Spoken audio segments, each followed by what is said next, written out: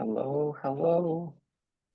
We are going to let some people trickle in over the next couple minutes, but we're going to start off with a couple of just quick points of discussion. So, first of all, I wanted to welcome everyone to the first Nerves Meetup EU.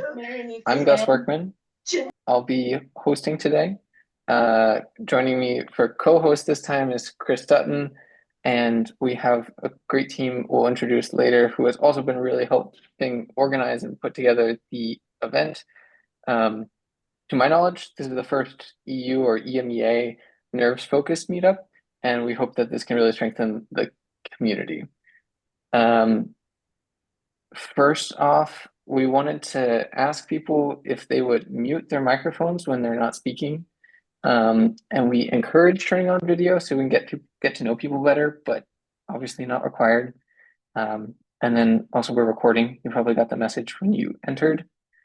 And questions are welcome in the chat or by unmuting. Resources will be shared afterwards. Again, we're gonna let people trickle in here.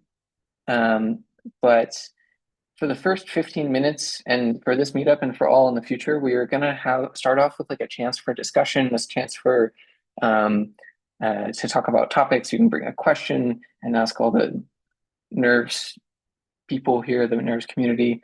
And yeah, if you want to show a project or something, but without signing up for showcasing a talk, that's great too.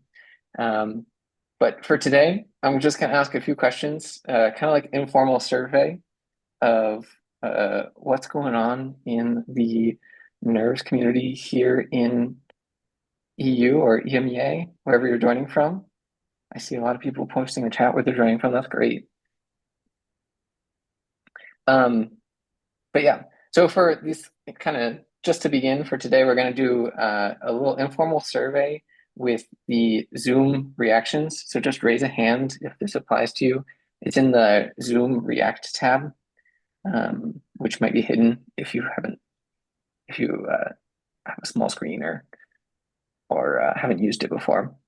But first off, because this is open to everyone, and maybe a lot of people heard about this from Goatmeyer and NervesConf, even though they were there for the Elixir part, but didn't know about the Nerves part. I wanted to ask, have you used Nerves before? And just throw your hand up in the React tab on Zoom. Oh, where's the list of hands? Oh, yeah. Okay. There's quite a few. I was not able to find Rising King. Okay, you're raising your hand on the screen. Yeah. Wow, that's awesome. Yeah, me too. I can't find that React thing. Awesome. Yeah. Yeah, for those that can't find it, it might be under the More section and then React. So on my Zoom, which admittedly has been asking me to update forever, so maybe this is out of date. It's under the React, which looks like a little heart icon, and I have to press the little arrow to get into it, and then you can raise and lower your hand. But yeah, that's awesome. So there's quite a few people. Most people have maybe played with it a little bit. Some people might be new. That's awesome. It's great to have a mix of people. And if you haven't used it before, we hope this is a great introduction to see what it is all about and why we love it and why we're here. But the next one, I wanted to ask how many people of the people that have used Nerves before, how many are actively using it in a commercial project at work, or maybe you work at a nonprofit and it's not commercial, but you get the point.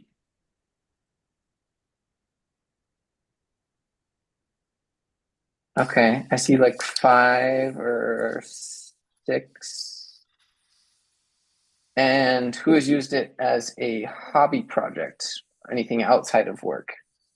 Experimentation, learning. Wow, okay. Quite a few. That's awesome. I'm seeing more and more faces join us. This is great. Thank you everyone for joining. Yeah, still have a couple minutes. People can join us, but I wanted to ask for those who have used it or who have used it at work or at a hobby level. What are you working on? What if you want to share? Put your hand up. I think we have everyone's hands down now. So put your hand up. I think the reason we want to do this is because we're a small community, and one of the hard things is actually discoverability. And by having this meetup, we want people to connect. We want people to know what other people are working on in the community. So if you're willing to share, we'd love to hear from you. Raise a hand in Zoom and we'll call on you. Awesome. First one on my screen is Joe. Hey, everybody. Yeah, so a few of you may have seen me at Goatmeyer, but I'm working on a digital audio synthesizer and drum machine engine that's going to be instrumented through Nerves and Elixir. So there's Awesome. some videos on the Goatmeyer Discord too, among other places. But yeah, Amazing. hobby project. Yeah. I see next on my screen, Tomas. Yeah, hi. First of all, I'm really glad that EU Meetup started because I was joining US for quite some time, and it's really at 2 a.m. It's really crazy morning. So yeah, I work for a company who more or less produce software for the utility sector, and we are using Nerves-based gateways. Currently, we have some one setup in Italy, and they are joined together with some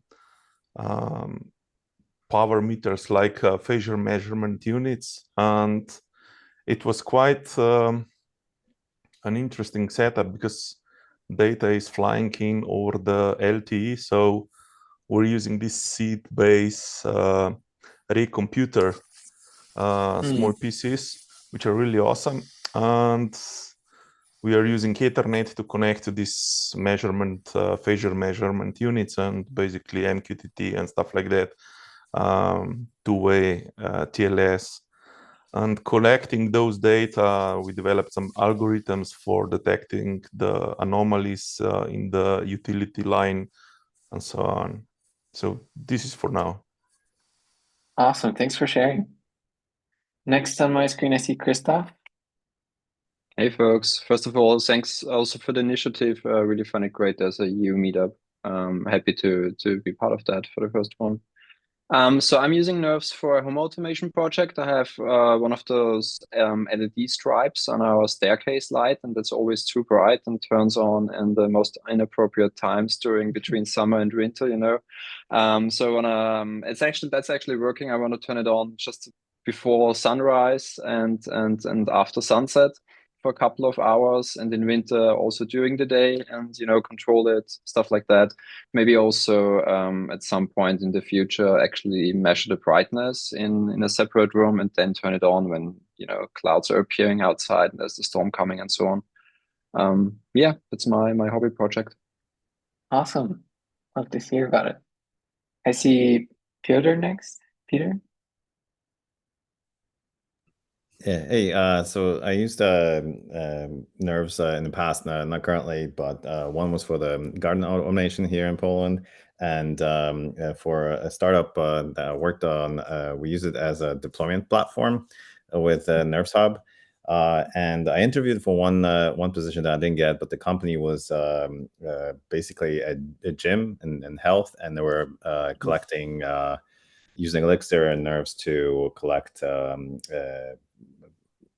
telemetry from people, so like heart rate and other things that that made sense during the workouts, etc. Oh, that's cool. Yeah, that's really cool. And Herman, I see you next. Oh, you're muted. Okay, you hear me now? Yep, there you are.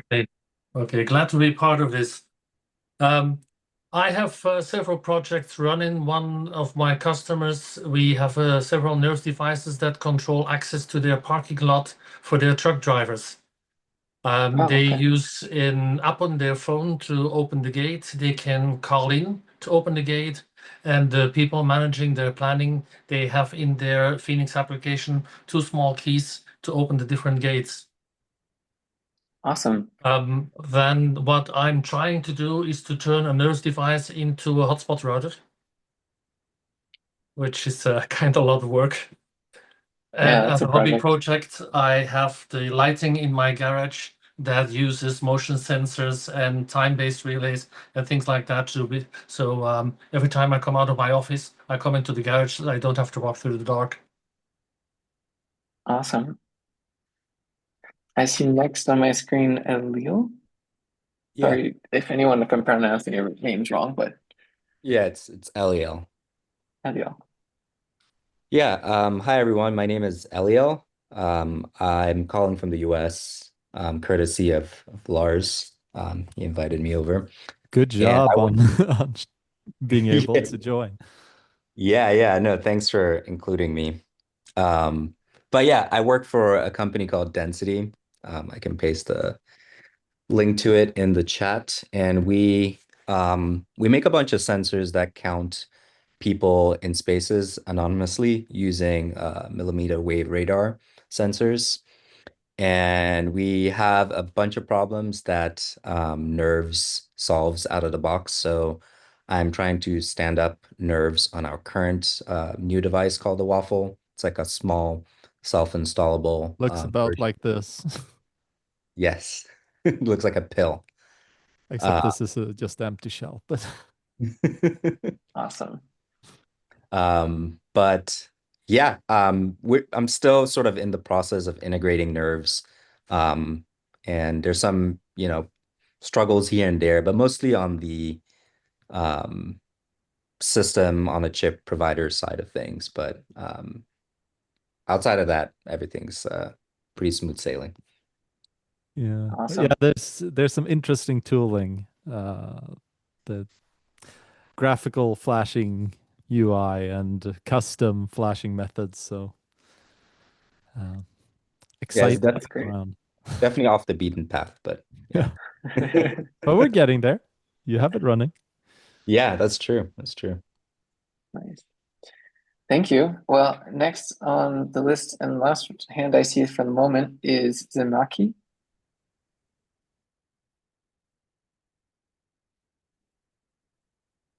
Oh, Hi, sorry, I'm not very good with Zoom. My name is no actually worries. Z, and my surname's Mackie. I've been trying to work out how to change my handle in Zoom, but it defeats me. Thank you very much for organizing this. I am the founder and CTO of a company called Wildflower, and we've produced a smart locker, so an autonomous mobile smart locker. We're based in Barcelona, and we're slowly but surely starting to put these lockers out one locker at a time. I've been doing Phoenix and Elixir since about 2016. The rest of the website's kind of Phoenixy, Ashy based stuff. And yeah, that's me. Awesome. Wow. It's great to hear what people are working on, especially using Nerves, because of course that's what we're here for. But so that's 15 minutes. I feel like most people have trickled in. I want to thank everyone who shared what they're working on. And again, I hope that this is helping promote the discoverability in our ecosystem. So yeah, we'll kind of get started. This meetup is really exciting for me. I'm really glad and I'm shocked to see 31 people here, 32. So thank you everyone for joining. But this is finally a community for Nerves folks to congregate on these EMEA time zones. And I'm really excited about that because again, joining the US one at 2 a.m. is difficult, and we need a community here on this side of the planet to, I think, come together. And thank you to everyone for joining and for promoting the community just by being here. So some logistics items. We will meet on the second Wednesday of every month at 7 p.m. Central European time. The meetup was born out of a collaboration of more than just myself and Chris who are hosting this meetup. You'll also see Lars Wiekman and Dennis Palmer, who have been behind the scenes to help organize this one, and they'll also maybe be the main primary host of future meetups. but they have been instrumental in pushing this event forward and helping with the planning and logistics and just everything. So huge thank you to them. We're sharing this load of hosting, sharing the load of co-hosting and planning. But if you have any questions, comments, feedback, you can ping any of us. And yeah, we'll do a quick introduction about ourselves here, about it. Yeah. So I'll start us off. My name is Gus Workman, same as my Zoom handle. I'm located in Luxembourg. I have a small Nerves-focused consulting company called Protolux Electronics. My background is primarily in hardware, but I have a passion for software, and I've been writing Elixir code for about 5 years. And most recently, that has been in the form of doing custom Nerves boards, actual hardware, and then doing Elixir and Nerve systems for them. So that's been me. Chris, we'll call on you, and then Lars and Dennis, you guys can hop in afterwards in that order. Yeah, good evening. I'm Chris Dutton. I own Big Cove Technology, where I'm a consultancy where we specialize in bringing companies products to life with Elixir and Nerves, primarily in the marine market, but also some commercial industrial as well. And I actually brought the first 2 Nerves products to market with Rosepoint Navigation Systems, you might have heard of, over 10 years ago now. Helped a number of companies since then, and after departing them.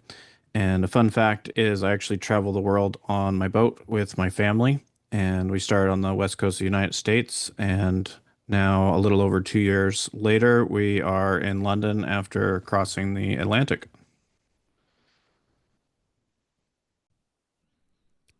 All right. And yeah, thank you, Gus, Chris, and Dennis for stepping up and making this happen. Like, Dennis poked me at a meetup in Stockholm once and was like, hey, is there going to be a Nerves meetup? And I'm like, yes, if you organize one. I'll put you in touch with Gus. And Gus brought in Chris. And I was like, I'm not going to run it. I can send you people, but I'm not going to run it. And they have picked up the torch and they're going with it, which I love. The reason I'm not going to run it is I'm already doing a few other things. So I'm on the Nerves core team. Mostly, my talents are more in the realm of like marketing and making a newsletter go out and that kind of thing. But I do also write code. And I end up also doing a bunch of consulting. And like that's my bread and butter. That's how I make my living. And since a while back now, all my work is Nerves, which is like ideal. That's how we like it. So currently several Nerves clients. So the market is surprisingly healthy if you can find it. The tricky part is finding it. So I'm very hopeful that this will be healthy for that, the discovery and the interconnectedness, because I don't know if you know this, but embedded is a very splintered space. Any embedded angle you look at, it's like, oh, the microcontroller people don't talk to the embedded Linux people. They mustn't. That's not pure. It's not the same. It's crazy talk. And if you look at how people update their devices, incredibly splintered market. What conferences do people go to? Very splintered. It's like it's a fractal of splintered spaces. So if we can get some cohesion in ours, that would be a big win. All right. Thanks. Yeah, so I'm Dennis, American. I moved to Sweden 6 years ago, and actually for 5 years, I started and ran the Dallas Functional Programmers user group for 5 years, and I started that user group because it was a group that I wanted to attend and it didn't exist, and as actually over the course of the time at that group is where I discovered Elixir. And it's been my favorite programming language, I would have to say over 10 years. But I've only been working with it on my day job for a few years now. I'm a developer at Erlang Solutions. And I've been toying with Nerves off and on over all of that time. I've had some robotics ideas, and I always thought I would have to use an Arduino. And I think I've even seen posts online saying like, oh yeah, you have to use that for real-time communications with things. But I saw some YouTube videos recently of someone like reading some sensors with Python on a Raspberry Pi. I'm like, oh, if they can do that there, then I can, of course, do it with Nerves. So I've been, I got a little battery for my Raspberry Pi, and I've got this sensor that I figured out how to like figure out the it's got an accelerometer, so I can do like the X and Y and all of that. And my goal is a two-wheel robot to start with. But I've built enough and wrote enough code to figure out that the servo motors that I was going to use aren't fast enough. So I have some other motors laying around and a bunch of electronic parts, and I've always liked playing with electronics. And so yeah, it's like the Nerves feels to me like my inner child gets to come out and like actually build something. So yeah, so asking about the meetup here, I'm not coming in as a Nerves expert, but as someone who wants to learn and wants to see this group happen. So happy to do what I can to help with that. Awesome. Thanks, Dennis and Lars. So that's the introductions for ourselves. A few other quick announcements, and then we'll get back into the main meat of the event. A quick reminder that we have a Discord server for the meetup. I realize this might have not been super discoverable. So if you didn't see that link before, Chris just dropped it in the chat. You can join now. If we ever have any technical issues or anything starting the meetup, it'll be in first in Discord. If you have any other follow-up questions after the meetup, you can ask the speakers there. Ask Steffen this time in the general channel there. We also have a Blue Sky account, which posts reminders. I am the primary one who runs that. You can give us a follow there. And of course, the meetup website where you most likely signed up is nervesmeetup EU. You can see the upcoming events there and register. Yes, all of those are just pasted in the chat there. So yeah, that's all the housekeeping. Let's move on to the main event. I am really excited to introduce Steffen Deusch, who is an Elixir developer at Dashbit and a member of the Phoenix core team. He's also a hobbyist sysadmin with interests in containers and embedded systems. Steffen will be talking about containers on Nerves. And so, Steffen, I'm going to hand it off to you. Just a last reminder for everyone that questions are welcome throughout the presentation. Please throw them in the chat and we will, or at the end, raise your hand, we'll go through them. But Steffen, it's all you. Perfect, thank you very much. I'm going to share my screen. And you should be able to see it. Perfect. All right, so hello everyone from my side. I'm very happy to be here. I'm also a bit nervous because that is the first talk I'm giving at the meetup. And I also never did like a real talk at a conference. So first time today. But first, let's do a quick introduction of myself. It's basically what was already said. I'm Steffen, I'm based in Munich, Germany. I'm currently working at Dashbit. I'm part of the Phoenix core team, but I'm mainly working on LiveView. Like you may have seen that Chris focuses on other stuff and most of the commits currently, and also like for most of the 1.1 release, that's been mostly me, and of course all the people that have contributed. But yeah, my first contact with Elixir was actually in 2019. And I quickly learned to love the language and ecosystem, and it is now also like my favorite programming language, and I'm very happy that I am able to like work with it every day, also at Dashbit. So far about me, but to really understand how I got to run containers on Nerves, we need to actually go back a bit further than that.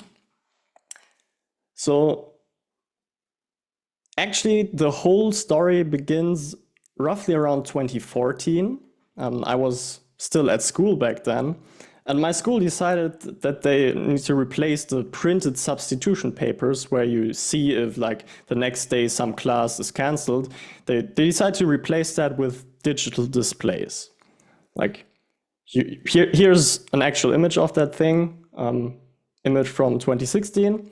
And you basically have two big tables that are scrolling on the screen like in an endless loop. And all the students are basically sitting there in front of the screen in the middle of the day, eagerly watching if maybe they are lucky and like the next day some classes are canceled. And I'm not sure why, but it really bothered me that like the whole thing was super slow. Like I'm having an image here that sometimes looks weird, but now it works. It's the presentation thing.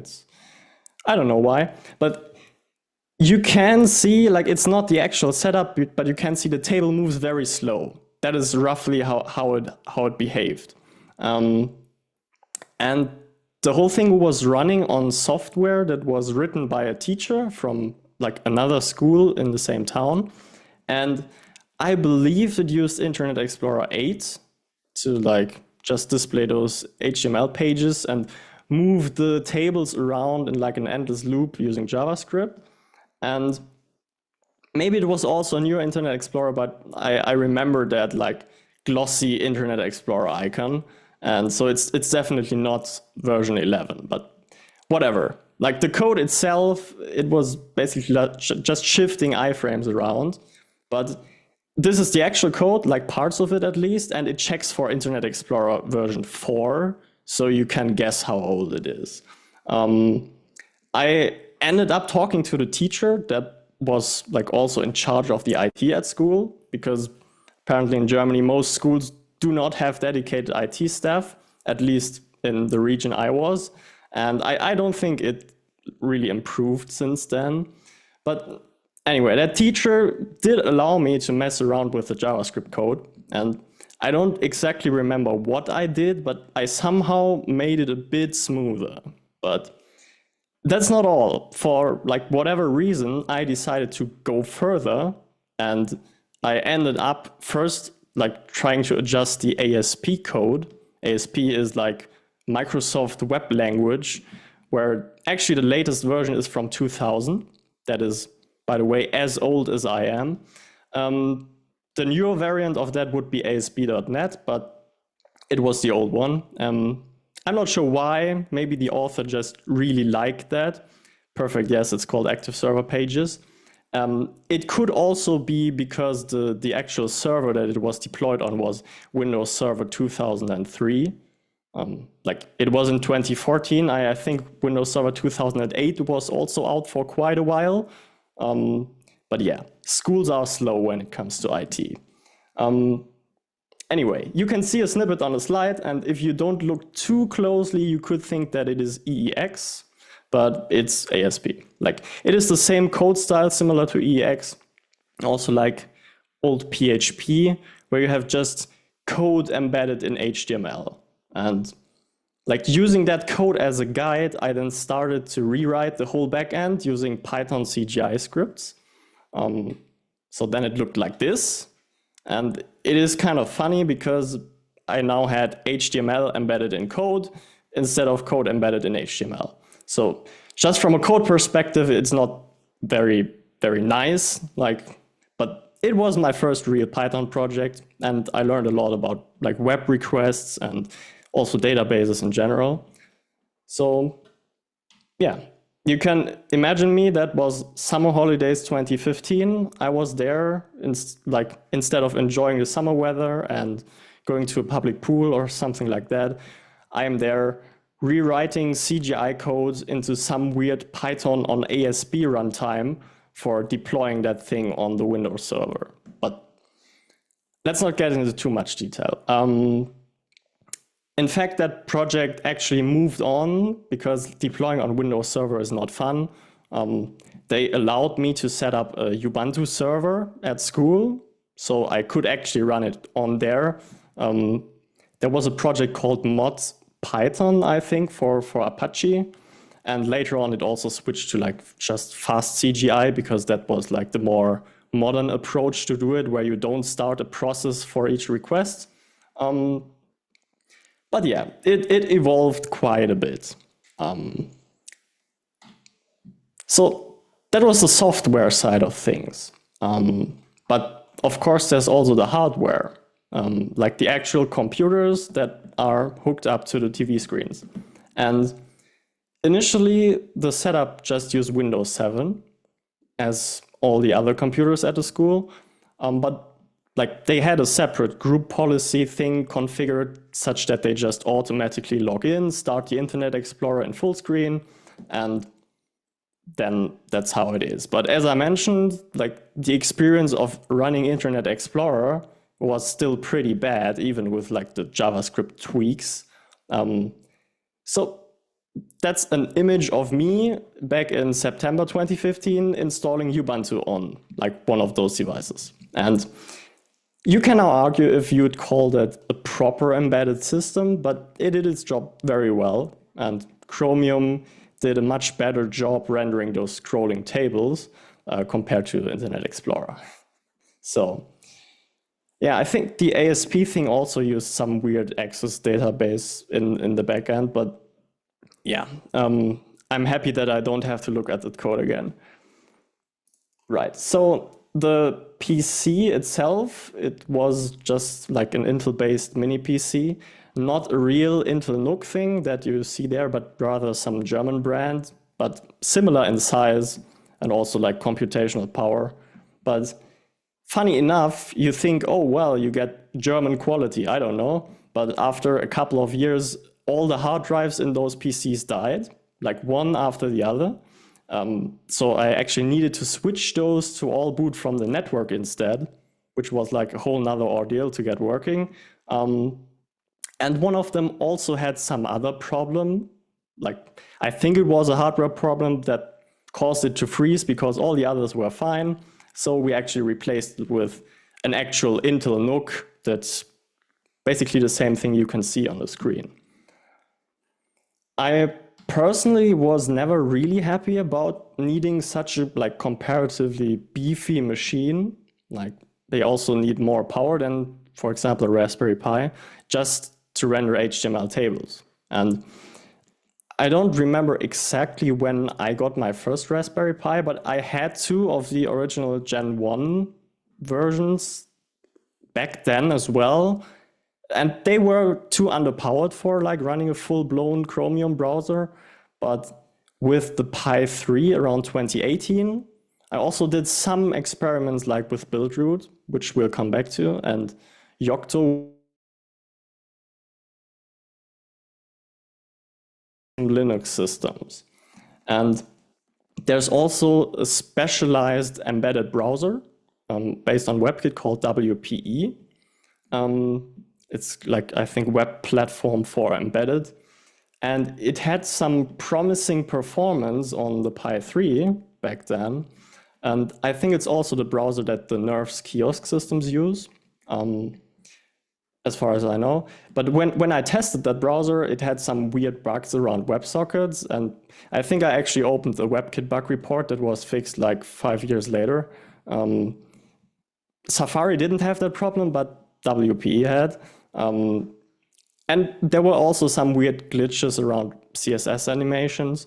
So yeah, I've seen those problems. I wasn't really happy. And building the browser from source is like a very painful process because it takes a really long time, depending on your hardware, of course. But on my server, like building a Chromium from source took like 1 day. And WPE was better, but it was still like multiple hours.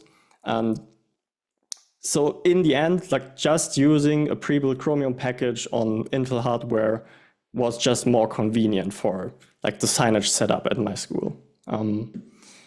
We will hear more about Buildroot and Yocto later though.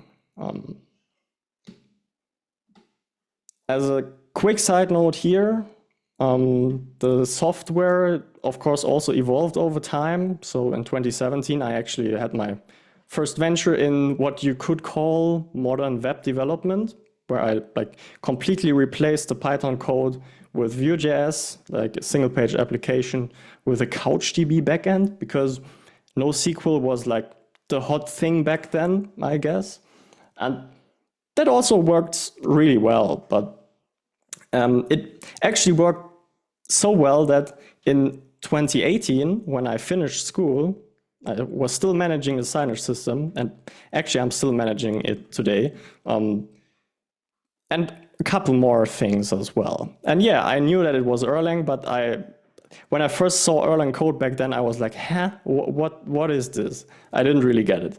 A friend of mine showed me and said, hey, write Erlang, that's the cool thing. And I was just, huh, no.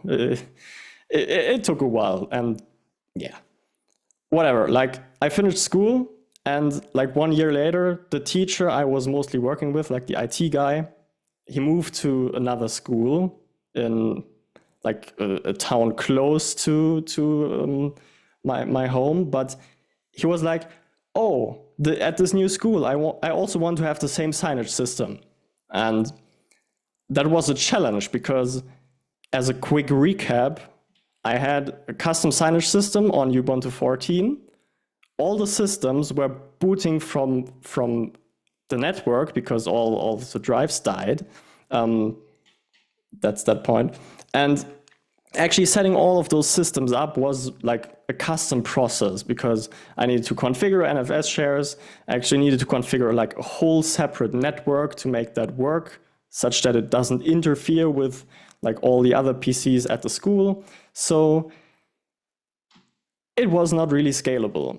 And I knew that setting this thing up for another school would not be like a good long-term solution. And I was determined to find a better solution that I could also apply at the new school. And I found Belina, and I hope they are called Belina. I actually never checked, but I will call them Belina. And they say that their solution makes IoT device management simple.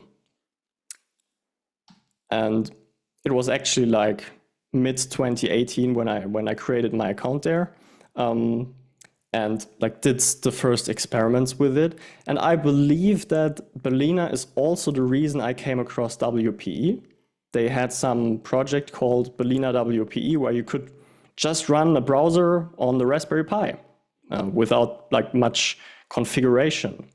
And the thing with Belina is, with it, you just manage, like you have a Git repository with a couple of Docker files. In a Docker file, you say, oh, I want to run this software. It will be packaged in a container. And then Belina says, you can run multiple of these services, just managing them using like Docker Compose, which is a way of like tying multiple containers into one thing that you can just ship and say, run this command, it will boot up the thing, and it works. So with that, on Belina, you just say Belina push, and Belina takes care of it. It will like build the images, push those to a registry, and all your devices will then pull them and make sure that they are properly started. The nice thing with Belina for me is that you just define Docker containers, right? You can also build and test and run them locally with Docker if you like don't rely on any hardware specific things. But actually the best thing for me is, compared to Buildroot or Yocto based systems, you can just run apt install Chromium or apt install Firefox, and you use the pre-built packages that someone already compiled on some beefy hardware into a binary package, and it works because you ship all the libraries in the container. And I have to say, for me, the experience of using Belina is pretty good, and I still like using them. Now, when you use Belina, instead of like reflashing the whole firmware when you want to update your containers, you just replace the running containers instead. So this makes it very easy to quickly test different configurations, right? It gives you also a nice feeling that you're not really able to break something because you can always say, just pull the old container again. And you know that things will work because they are self-contained.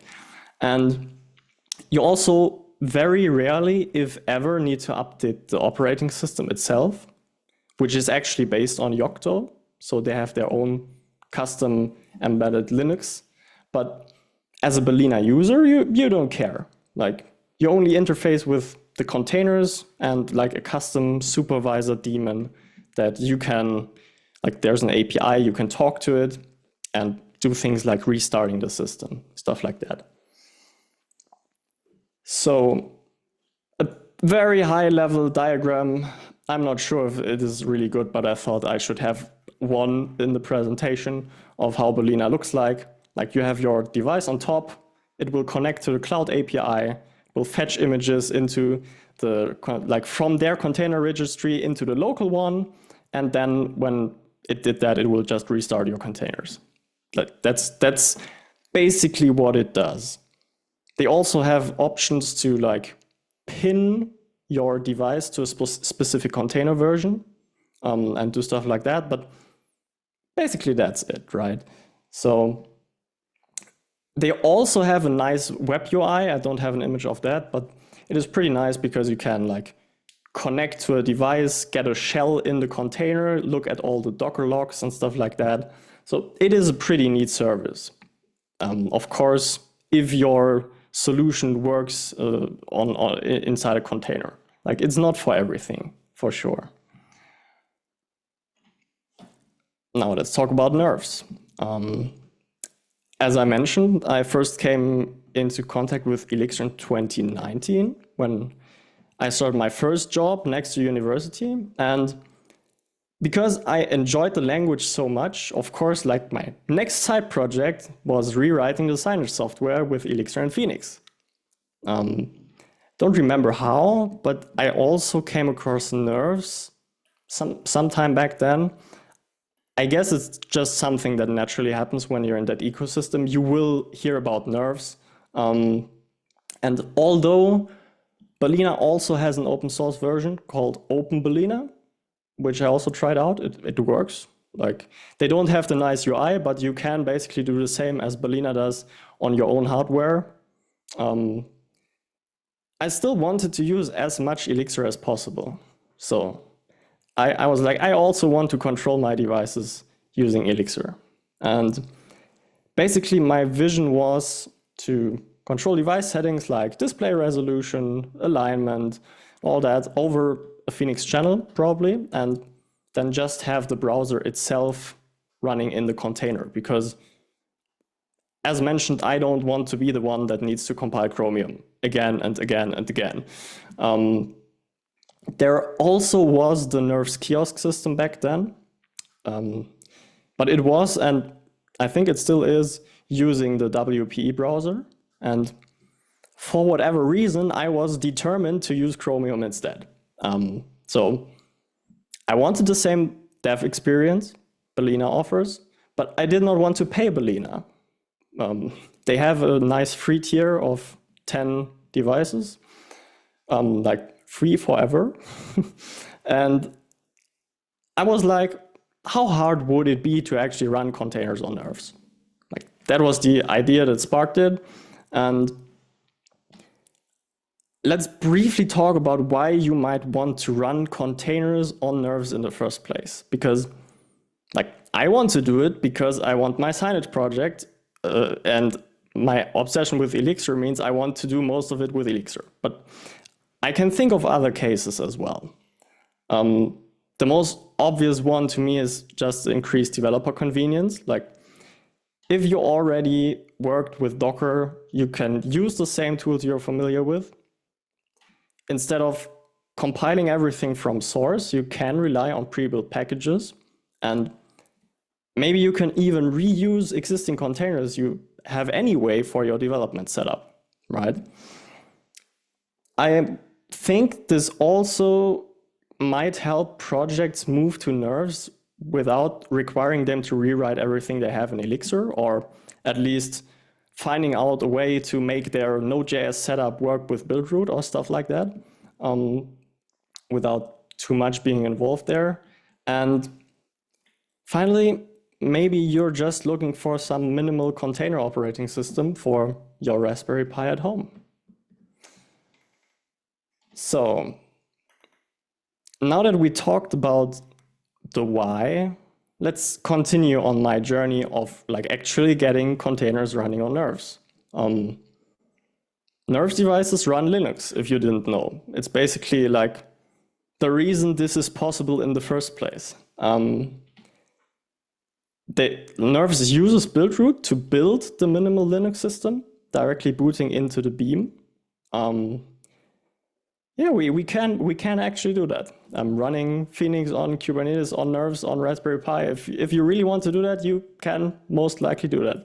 But right, so if we are able to just somehow include a Docker container engine and start it from Nerves, we should be good to go, right? And it turns out I'm not the only person to think about this, right? So there's the Nerves system Docker RPi 4 from 2020 or so, I think. So that was already there, but I did not use that system because I was still targeting like Intel-based hardware. So I knew I had to build a custom system anyway. But is there? Yes, it's by Justin Schneck, yes. Or I hope that's how he's pronounced. So it is there, and it is a good reference of the steps you need to take to get like the real Docker engine running. I could have just done that. I also wasn't super keen about customizing buildroot because I remembered my experience like building the WPE browser. It was for the Raspberry Pi with buildroot, and getting all that to work was quite a pain because everything takes a while to compile. You need to change something, it needs to compile again. And the thing is, Nerves actually has really good documentation on how to customize your system. Like that's the difference with buildroot. They have a really long and extensive documentation, but it is not really beginner friendly, at least from like my perspective. But with Nerves, they have the basic steps you need to do. They tell you clone a repository, do those steps, and you can actually get quite far by just adding something to your Nerves dev config, running mixed firmware, and stuff works most of the time. And because I knew about Balena and their custom Docker engine, which they call Balena Engine, that actually has some benefits for embedded applications, like they support Delta images that I actually never use, but they support it. They actually have some optimizations, at least they claim, when loading containers so that it is not too hard on the SD cards of like a Raspberry Pi and stuff like that. They say they have optimized it for this. So when I was looking through the packages in buildroot, I was like, oh, there is an option you just need to enable, and it will compile Balena Engine for you. There are a couple of pain points when building a custom Nerves system that you should be aware of. Like, first of all, it still takes a lot of time. Like, you probably want to don't do it on your laptop. I mean, with modern like Apple M4 or something in a VM, it is probably okay. But usually you want to have some beefy CI machine or something, and it will still take 1 hour to build. Or like, it takes a bit, but it is manageable. But you definitely don't want to do that every time you run mixed firmware. Like, you check out your project, you say someone, oh, hey, I have this nice Nerves project, clone it and run mixed firmware. If that needs to compile a system, that is not nice. But Nerves has a solution for that. You just need to have a pre-built archive of your system. It will pull that when you want to create a firmware. And this is really nice. But again, to do that, like you want to do that on a beefy CI machine probably. And back then, when I did that, I can briefly talk about Podman later. I did experiments with that. what I was saying is like you want to have some CI set up for that. The thing is, back then the official Nerves systems used Circle CI and pushed artifacts to GitHub, and I was using GitLab instead. So I needed to like figure out how to wire it all together to make it work, push the artifacts to my server. The good news is that nowadays it is very easy, at least if you are using GitHub and GitHub Actions, to get started, because the lovely work by people at Gridpoint, which provide like a pre-made GitHub action for compiling Nerve systems, which is also used by the official Nerve systems I think for a while now. And this means that if you want to build a custom Nerve system today, it is really just as easy as forking that repository, changing a couple of lines, and then you also get the nice benefit of having pre-built archives. So that is really, really nice. The thing is, now, if you include Balena engine, is it really just as simple as having the one line and you're done? And of course, the answer is not quite.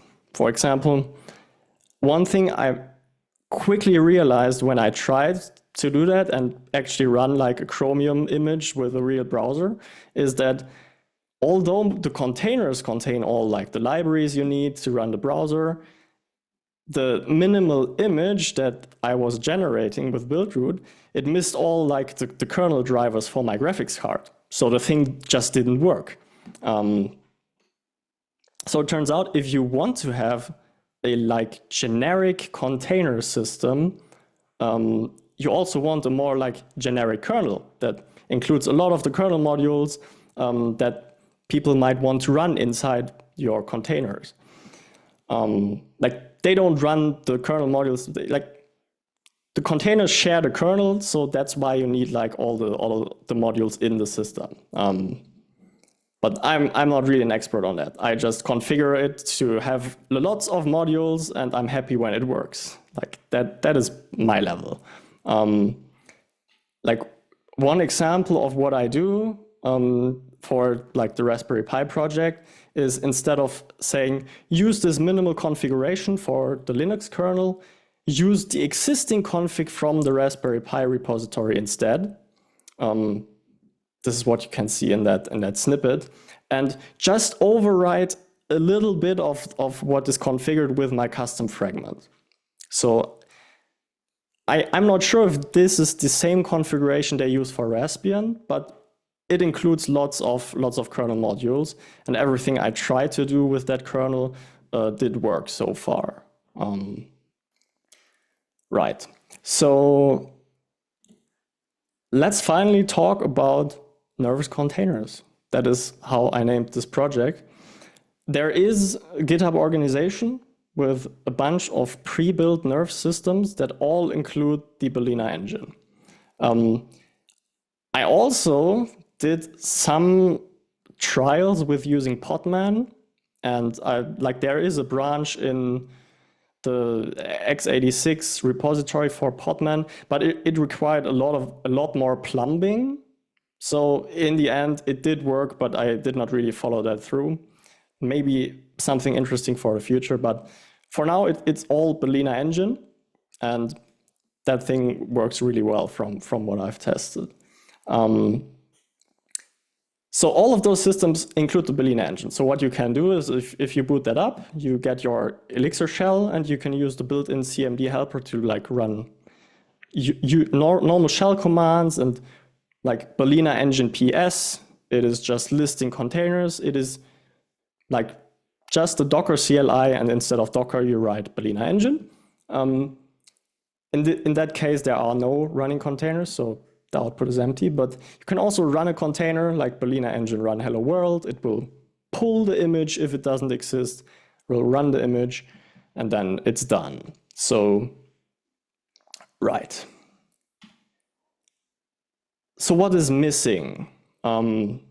Actually, what I just said is not 100% true, because while the raw system does have the Balena engine, if you just use the raw system and try to run the Balena engine command, it would say that doesn't work because Balena engine is not running.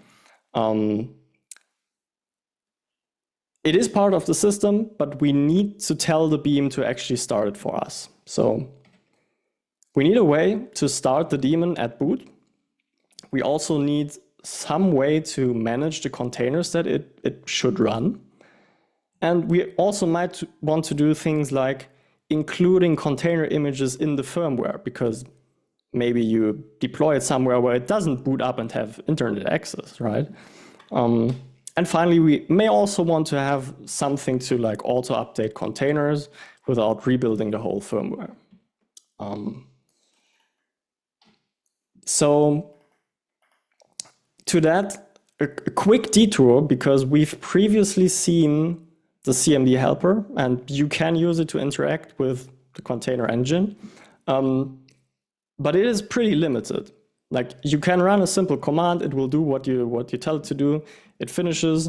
But if you try something more complex and maybe actually want to interact with something, like run, in this example, a Node.js shell, it will yell at you and say, that doesn't work. Input device is not a TTY. So turns out, if you want to do something like that, you need a pseudo terminal. Now, I was like, I want a pseudo terminal, even if I don't really know what it is, right? So let's get into C. I'm kidding. I'm happy that I don't actually need to get that deep myself and write the C code. I try to do that. I created a project called XPTI, and I'm not sure if I ever published that.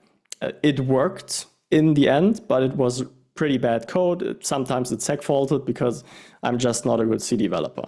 The good thing is someone already did the hard work for us. So for example, there is Erl-exec, which is like a generic Erlang library for you to like spawn processes from Erlang or Elixir or whatever else that runs on the beam. And it also prevents like the zombie process problem that you usually have when you open a port and your system dies and the process stays there. But whatever. For us, the important feature is it supports passing a flag and spawning a subcommand with a pseudo terminal attached. There's also XPTI, which is the same name I use for my project, but created by someone that actually knows how to program C. So it has just like raw bindings to fork PTI. And those both solve the problem for us. Like I used Erl-exec in the past. It has some problems compiling for Nerves. Turns out XPTI also has those, so whatever. But yeah, those libraries are there. We just kind of need to get to the shell, right? And how do we do that? The thing is, Erlang has pretty much everything baked in you will ever need, turns out. It also has an SSH server built in, also client, that is already used by Nerves to spawn like the Elixir shell. When you just SSH to your Nerves device, you will get the Elixir shell and you're happy. But we want to get like to the real shell, like the Linux shell. And Erlang also has us covered there. Like we can define an SSH server channel behavior, and it will give us a way to just get the raw input that is sent over the SSH channel. We can also tell it to send some raw output, and that is everything we need, because we can just plug that in with Erl-exec or XPTI. And I'm not showing any more code, but this is what I did for Nerves SSH system shell, which is a long name for a project, but it tells you what it does. You can include that as a dependency. It is not on Hex right now, but on GitHub. When it is properly working in all cases, I will probably also push it to Hex. It uses Nerves SSH under the hood, so it actually shares like your configuration. When you configure a firmware and use it, it will like reuse the same SSH keys you have configured and stuff like that. But as I mentioned, I noticed after I moved to XPTI that it also has some problems if you like cannot use the precompiled NIF that it has, like for running the native code. So when I try to compile for an x86 system on my Mac, it will complain. But I'm sure someone with more knowledge about C can find out what's wrong pretty quickly. So if you are that person, feel free to look at GitHub issues and maybe help out. But most of the time, if you can use the precompiled NIF, everything works just great. So here's a GIF of that thing in action. I just SSH'd to a separate port. I'm on some shell, and I can run like the same command just without typing CMD and quotes, and actually like interact with Node.js in the container on Nerves. And this is really, really helpful if you want to like debug anything on the running system. So in the Nerves containers system specifically, I also include a custom busybox config to allow like using the arrow keys on the keyboard, because by default, the system is really, really minimal, which means that when you try to press up or left or whatever to change your commands on the shell, it will just like show the escape code because busybox is not compiled with support for that feature. So if you want to use the Nerves SSH system shell on a custom system, maybe based on like the Nerve systems, be aware of that and don't complain that it doesn't properly work. It is not like the issue of the system shell project, but rather of the system that is just too minimal. I mean, it is a small change, and maybe we can also just upstream that into the Nerves like systems as well. But it is really helpful if you try to do some debugging. So, right. At that point, I also have to make a small confession. So I started to work on a library called Nerves Containers that I wanted to use to just like manage containers through the Docker API from Elixir. But I sadly never finished that. Like I started the work, but it's just rotting there because I did not have the time to actually do something useful with it. That's what I just said. Nice. And the thing is that my signage system at the school, it is actually also still running on Balena, not on Nerves. But that's not an issue of Nerves because Nerves can do it, but it's just like my limited time to actually set it up. So I have some quotation marks production systems that are running containers on Nerves, but those are my AirPlay audio receiver that is sitting under my desk, an AirPrint server hooked up to an old printer, and actually another AirPlay receiver at my parents' home. So that said, please don't expect production-ready systems when you're using like the Nerves containers repositories. It is very much a hobby project of mine, and although I would like to put more work into it, like there's just no time for me to do that at the moment, right?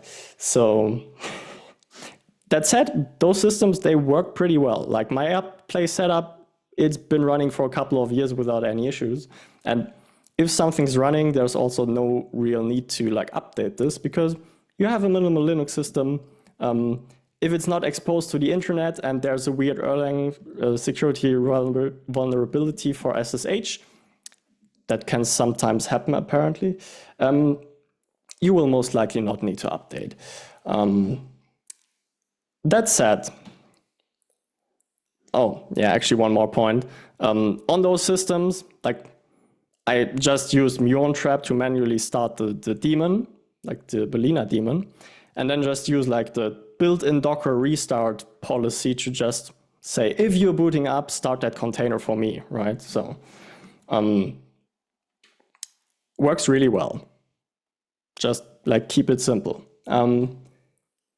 But I was not happy with that. So when I prepared this talk, I actually decided to, oh, well, let's make it a little bit easier to get started, right? So I created a library that is called Nerves Containers.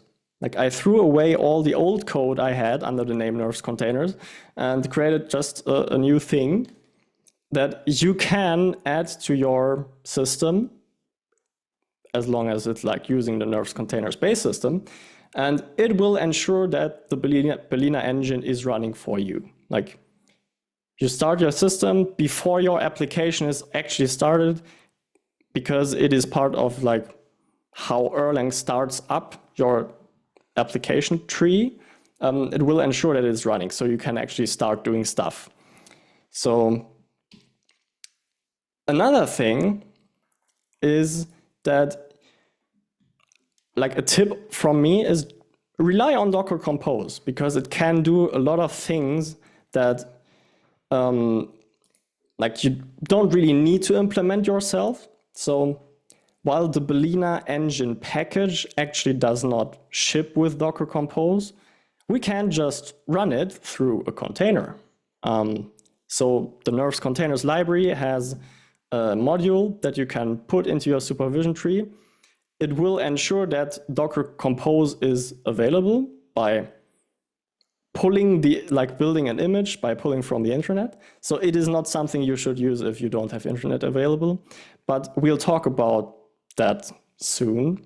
And then afterwards, you can just like say Docker Compose up, and it will ensure that all the stuff is running as you have in your configuration. Like in this example, I just included a Docker Compose file in the project by putting it in the priv folder, which is compiled into the firmware when you build it. So,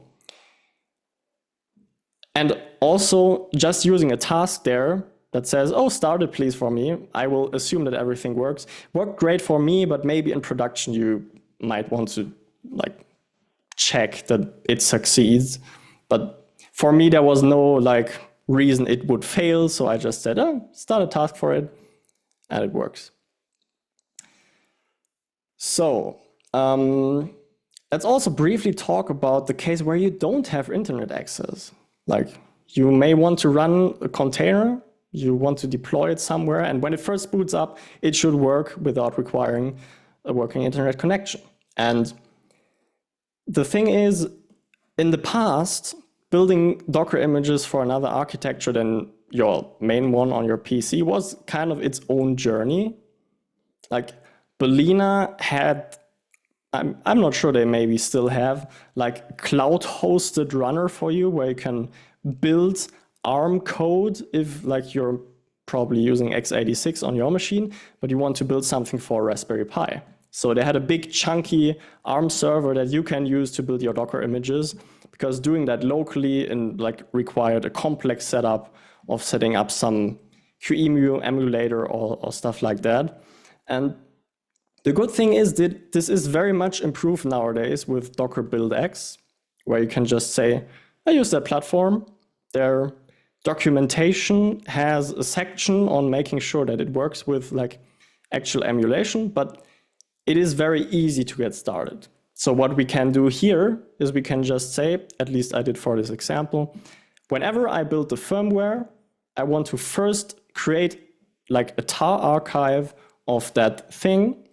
I want to write it to the priv folder, and then later on when the application starts, I just say, load this container from that archive, and then I can just use it. And this works really well, and you just need to be aware that it only works if your image is small enough to be included in like the root partition. Like if you want to compile a big Chromium image that can be like 600 megabytes or 1.5 gigabytes, it will probably not fit. Right. So now finally, let's have a look at a demo. And actually, you were already looking at the demo when you were watching the presentation, because the presentation itself, let's quickly make that smaller, is running on a machine that is running Nerves. For this demo, I just created a big container. And maybe let's do it again so that we can see the usual thing we see. So I just created a big container that contains like a whole display server and desktop environment. I think it wouldn't actually need a desktop environment, like the terminal-based program I use for the presentation would also work, but some features like rendering animated GIFs would only work if it has like proper graphics. So yeah, this was actually running on Nerves, and we can check Balena engine. It will tell us we are running an image that I just called desktop. Desktop image, desktop container, which I prepared a couple of hours ago. But what we can also see if you look very carefully is that the project itself is actually called Chromium Kiosk.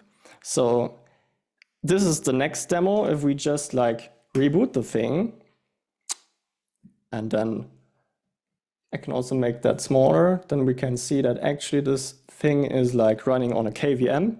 Over the network. Now the system boots up again. It is x86. And it takes a little bit for the thing to boot up, but it will actually start another container now that is set, like configured in the project to automatically start. And then we get the Nerves homepage, because what I did there, I just like used the code I have running on Balena. I ported that to run on Nerves instead. So this is basically the same kiosk setup, just running on Nerves.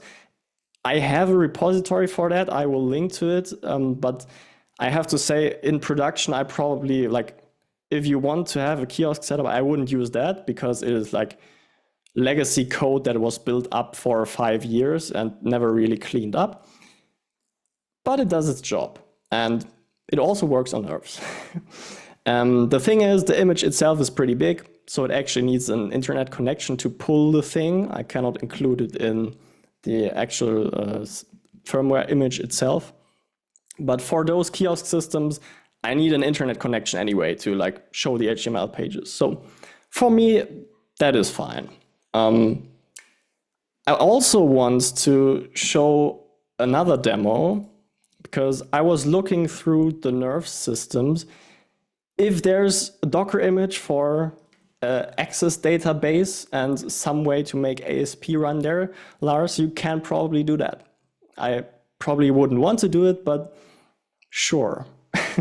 You could also, if your hardware supports it, run like QEMU inside of a Docker container and actually virtualize a Windows Server 2003 to run your ASP web page if you really want to do that.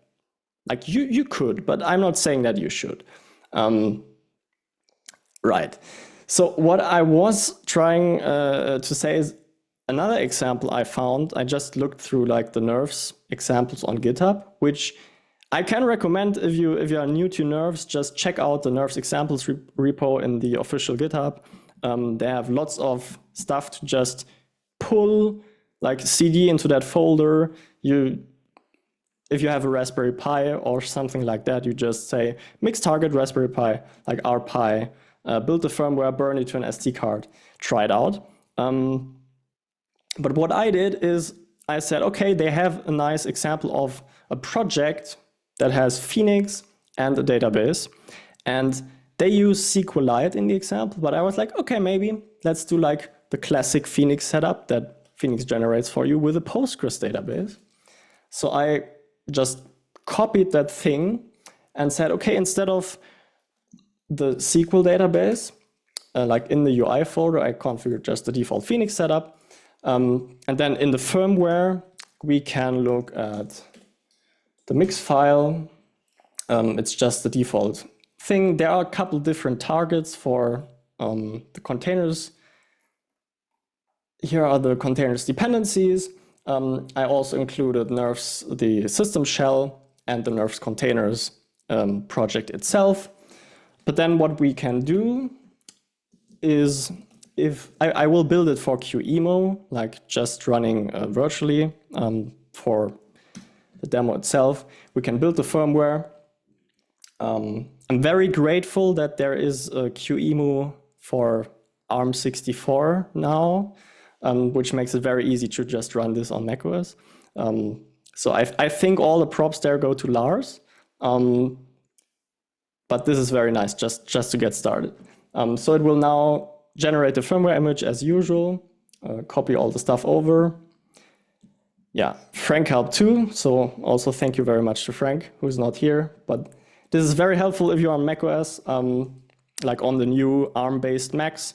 And I will create a new disk with a bigger size, because the default command that the thing generates if you just use the fwap command will be too small.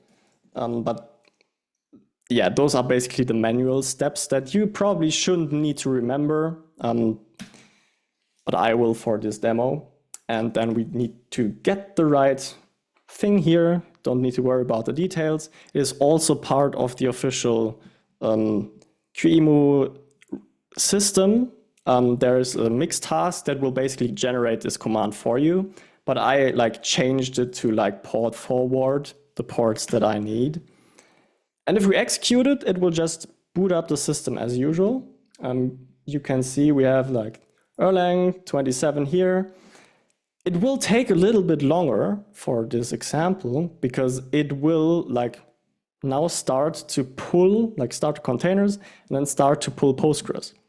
Because I was too lazy to pre-build the Postgres image. I told it just download from Docker Hub instead. I know I have internet for this demo, so that's what it will do. And the Postgres image is actually quite big, 160 megabytes is a layer here. But when it's done, it will start the container. Now we are waiting, because one nice thing Docker Compose has is a health check feature. So we can tell it, please only continue if we know that the database works. So that's what we did there. And after a couple of seconds now, we should finally see the whole system up and running and see the actual greeting from Nerves that tells you, hey, there we are. And it is running now. So what we can do is, because I forwarded the ports, is open that in the browser. And it is a live use thing, so we can also go there and try to create a post and give it a title, say, hello Nerves community, whatever, save it, it is saved. And to actually confirm that it is running on Nerves, we can look at the logs and we can see, yes, we inserted that thing into the database, right? What we can also do is we can ask the database what version it is running, right? And it will tell us, oh, it is Postgres 18 on Debian, because the Docker image is based on Debian. And it is actually running Balena engine on the Nerves device. And because I thought, well, those are not enough demos, I decided to deploy the same thing to a Hetzner cloud instance. So you can actually visit nervesvm.steffen. I don't have it in the slides, but if you have very good eyes and read that address, you can actually visit it. And it is the same thing, running Phoenix. We can create a demo post again, save it, and it works. And we can also, I typed the wrong thing, so I need to switch to a new one. If we know the IP address of that machine, can SSH into it, and we will be greeted by the usual view that we have telling us, oh, this is Nerves. And we are actually also just it's the exact same thing running in the cloud. And in the examples repo I will link to, there is a branch for that because it required some changes. One thing is that there are apparently weird ways to configure networking on Hetzner. So yeah, if you want to see the details, you can check out that. I will now switch to the presentation from that machine, because otherwise I would need to like reset the container. And then we'll switch back to the right page, because that is all I have prepared for the demo. And interestingly, there it hangs a bit because it is loading the GIF. Right, so what's missing? Right, so the project works, but as I mentioned, it is not like production grade software. It is really more of a hobby. And you will, like, I want to work on better documentation. That is like one of the important things if you want to have people use your software. You need good documentation. I also want to work on like having more examples included. There's also lots of stuff that could be done to have better tooling. Like for example, to have custom mix tasks for like pre-building containers, such that you don't need to Docker build X yourself. You can just mix nerves containers.prebuild, for example.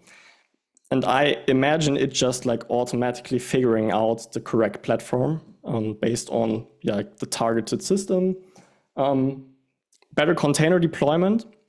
Like, for example, I could see a kind of Nerves hub for containers, like just some hosted software with pre-built mix tasks where you can say, I want to push this container there, and I want my devices to automatically pull the containers whenever they are updated, and like getting more Balena-like from a developer experience.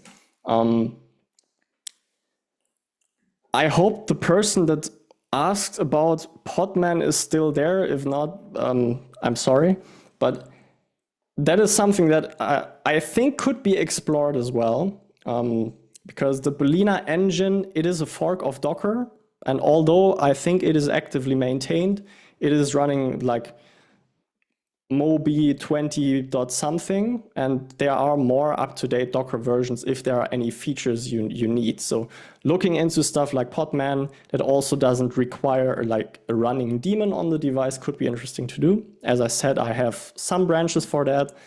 It required more plumbing back then, but maybe there's a way to make that also like a smooth experience.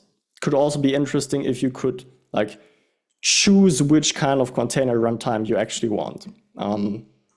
But yeah, last but not least, other people to help maintain this.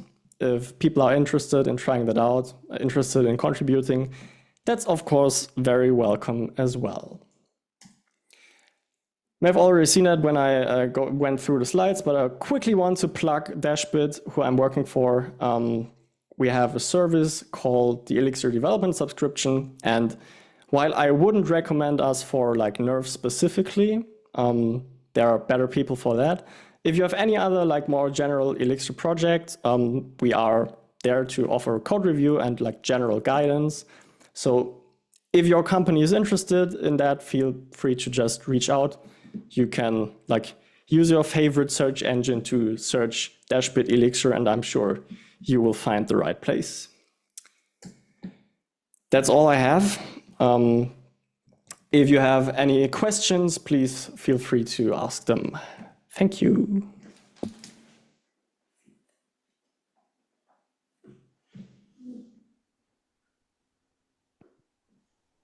Wow, that was great. I love the twist there that you were running it the whole time. So that was awesome. Thank you again. Thank you. And yeah, let's open it up to questions. If people can unmute that would like to ask questions, depending on how many we have coming in, you can raise a hand as well. It's always helpful, and we'll jump into some people.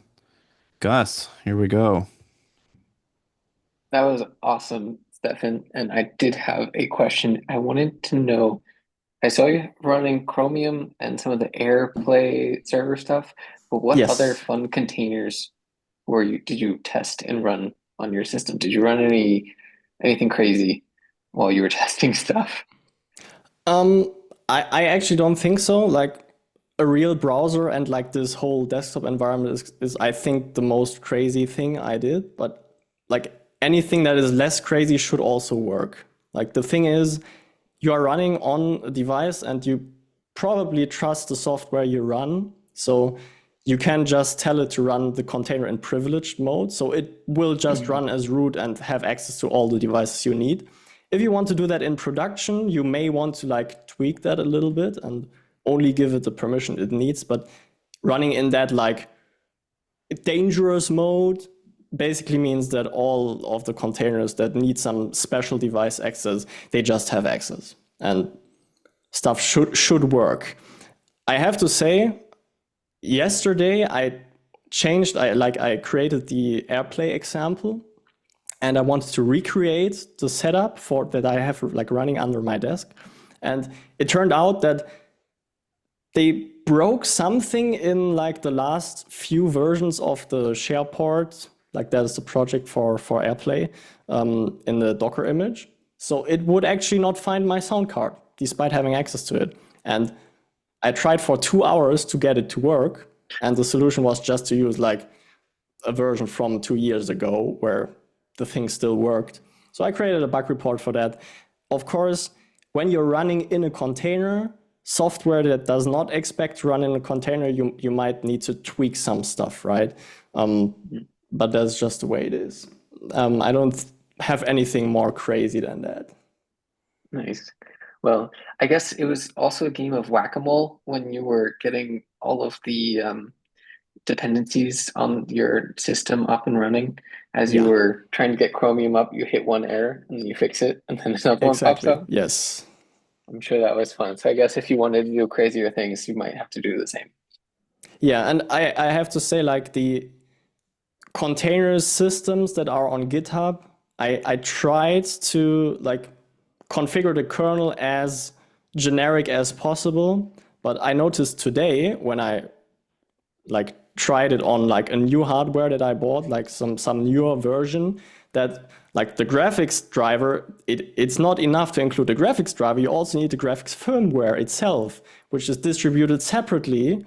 So yeah, that is also something you need to remember, and also means that those systems, they are fine for like development and experimenting, but when you actually know that you are running specific hardware, you wouldn't want to use them because they are just too bloated. They include lots of firmware, they include lots of modules that you probably never use.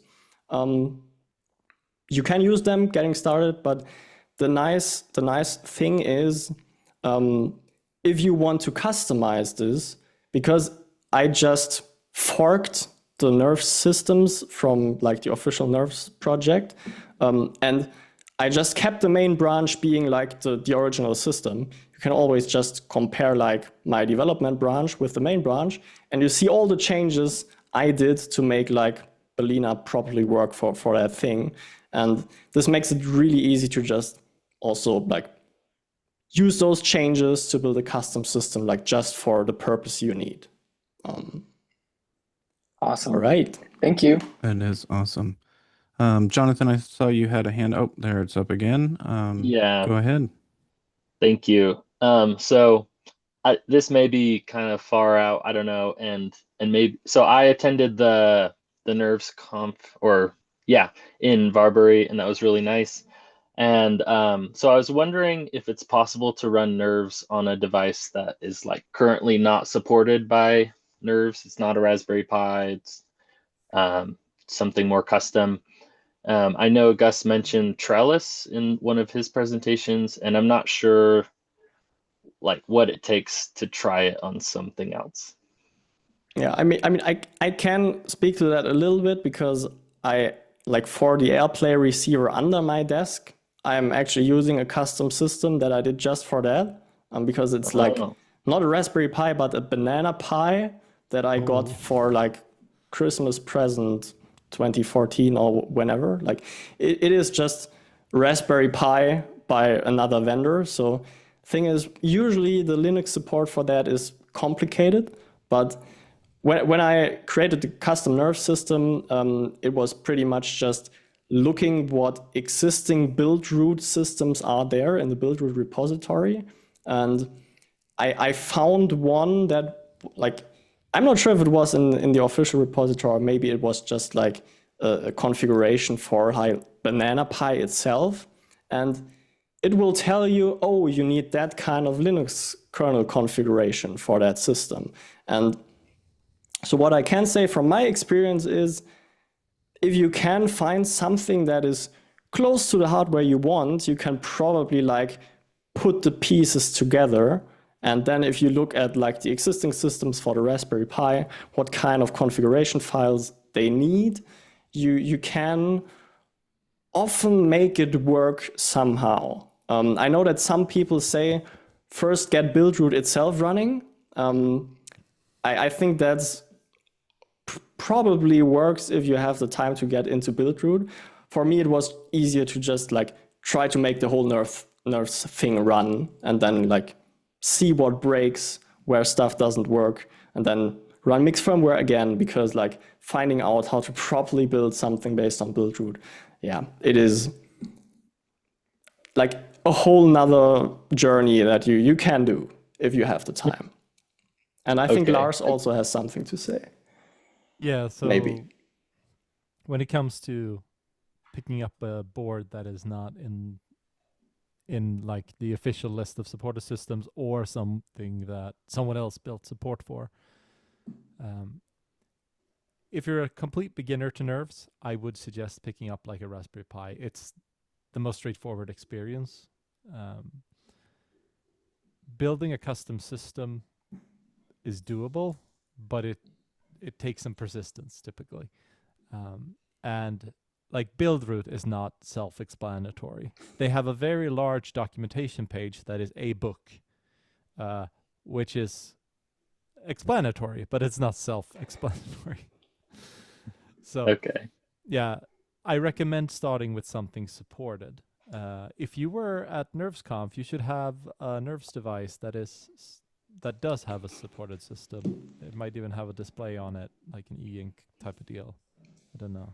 Yeah. So starting there could be a good thing.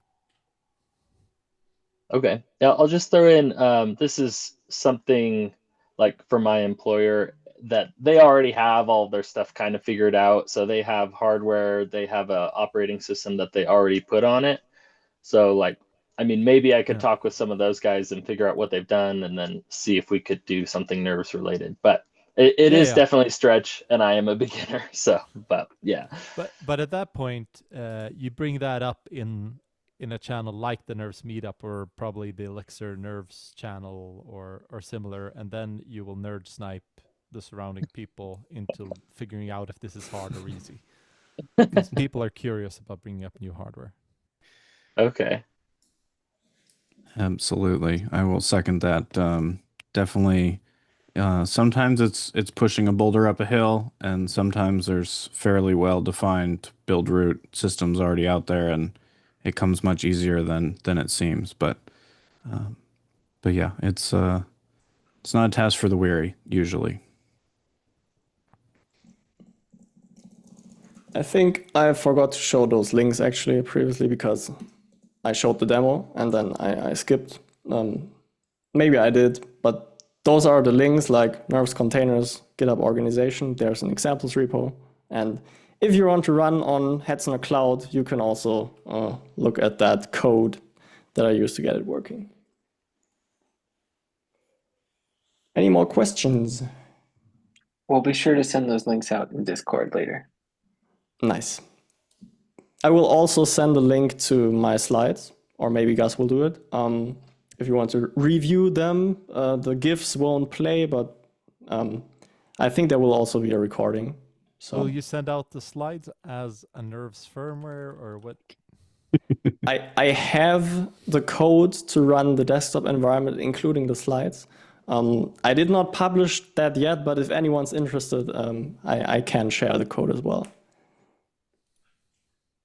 That's great. That's great. I don't see any other questions here, so I'm gonna take back over here real quick.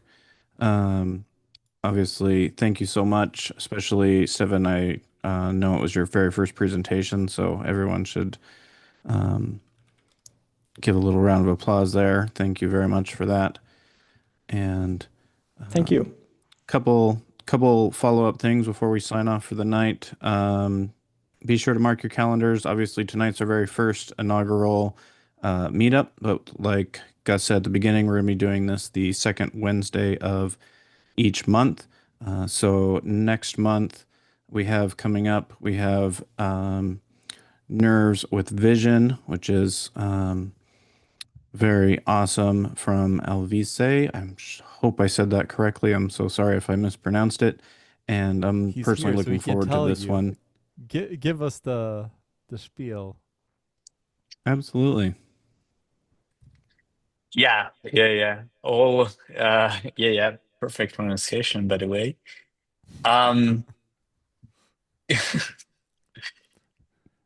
Do you want any so did I get the did I mute to give a little description for the If you I want don't to know if give you a wanted to description, you absolutely can. Yeah. But we were arguing about how to pronounce your name before we Yeah, started this event. perfect. So that's Great. that's the thing we need primarily. Yes. So yeah, I'm personally looking forward to this. I hope we have a wonderful turnout like we did this month. And then coming up in December, we also have Frank joining us. Another great talk coming up on December 10th. So mark your calendars for those two. You'll see those coming up they're already on our Nerves Meetup EU website. And we might have a slight issue with our Luma links just because we did have a switch between the November and December speakers. We'll make sure that is all sorted out. Go ahead, Gus. I see ya. Okay, they're fixed now. Them. Awesome. I pushed the fix, so you should be able to click on the button and get the right page. We're still got a couple growing pains here, so Gus also put that link in the chat for everyone. And again, thank you for everyone coming out. Absolutely awesome turnout. I think the organizers here, all four of us, were quite surprised and absolutely delighted to see such a great turnout for the first event here. And until next month, hope everyone's deployments are smooth and you don't let any magic smoke out of your devices, because that always ends in a bad day. And thank you very much.